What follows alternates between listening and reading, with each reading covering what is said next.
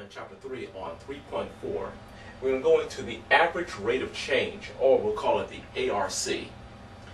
Now, the ARC, or the average rate of change, is basically a measurement of a slope. Okay? And slopes basically are a rise and run of a line. But they're going to do much more than that. Let's take a look at this chart here, or this graph.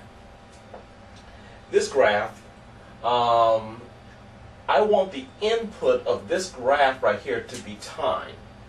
And let's make it hours. So, again, this graph is an input of time, and the output that it's producing, let's say it's a distance.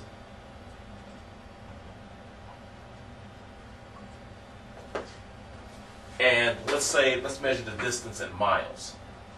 Okay, so what we have here is inputting time, or hours, and your output is distance, or miles.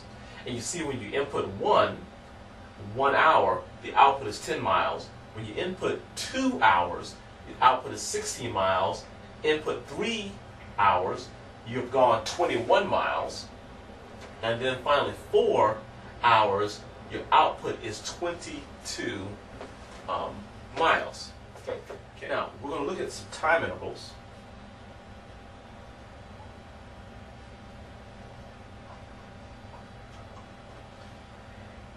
And then we'll look at the slopes within those time intervals. And then we're going to get an average rate of change, ARC. Okay, so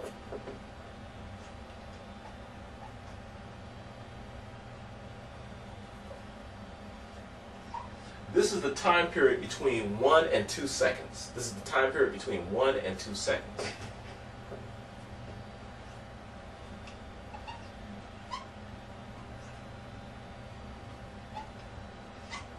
This is the time period between 2 and 3 seconds. And this is the time period between 1 and 4 seconds. Now I'm going to find the slope of all these.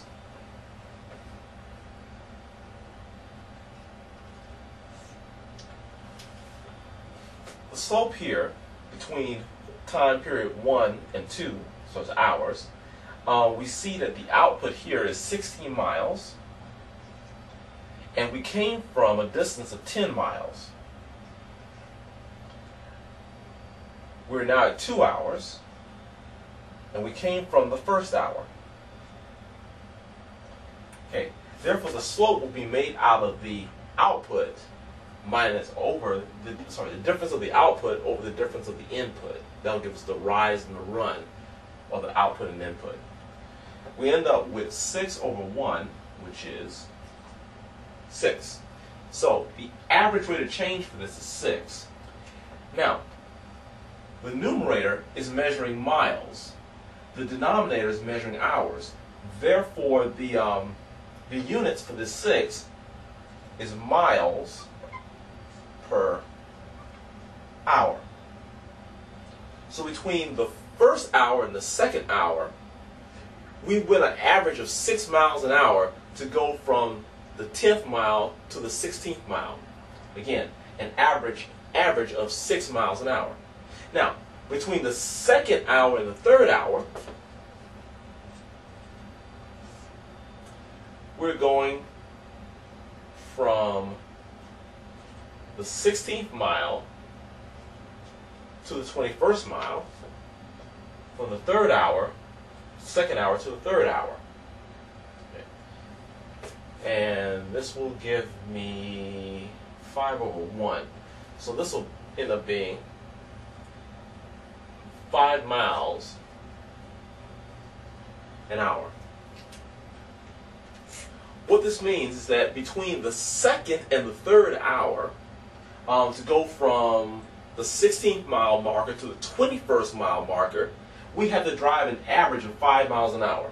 Now to go from the first hour to the second hour, we were driving about 6 miles an hour. Okay. Now let's look at what happens, what's the average time between the first hour and the fourth hour.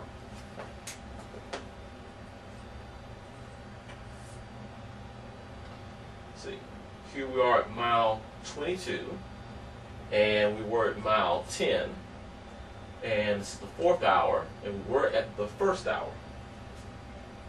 Okay, and this will end up being 12 over 3, which is 4.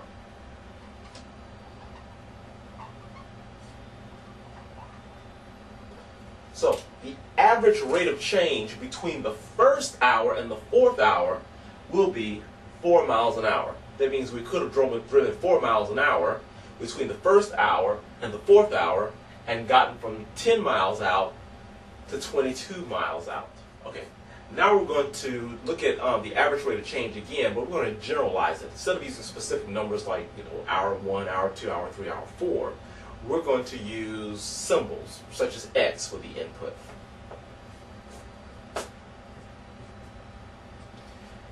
Here, X1 is the input, using the X-axis as input. We use the Y-axis as the output. So if you input X1, your output will be Y1. And if again you input X2,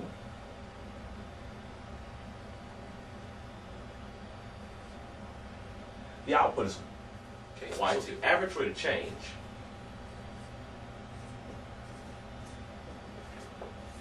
is made by finding Y2 minus Y1. And those are outputs. And the inputs, X2 minus X1. Okay. And this gives us the slope, but more importantly, it gives us the average rate of change in a graph. Also gives us our units, so we know what the output and the input is. Furthermore, the shorthand way of writing the difference of two y's, well, the shorthand way of writing it is using this symbol here, the little triangle, called the delta. Whenever you see the delta, we're taking the difference of two things, okay? Or in this case, since y is output, we're taking the difference of two outputs. And here, the x's are inputs, so we can represent that difference by delta as well. So delta y over delta x is a slope. It's the difference of output divided by the difference of input.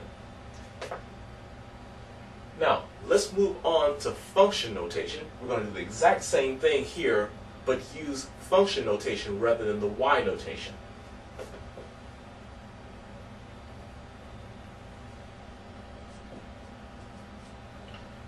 In function notation, we use f of x, or the variable.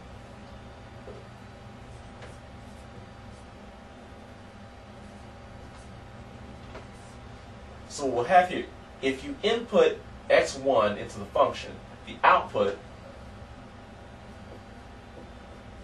is going to be f of x1. Okay? And if you input x2 as an input here, the output will be f of x2. Okay?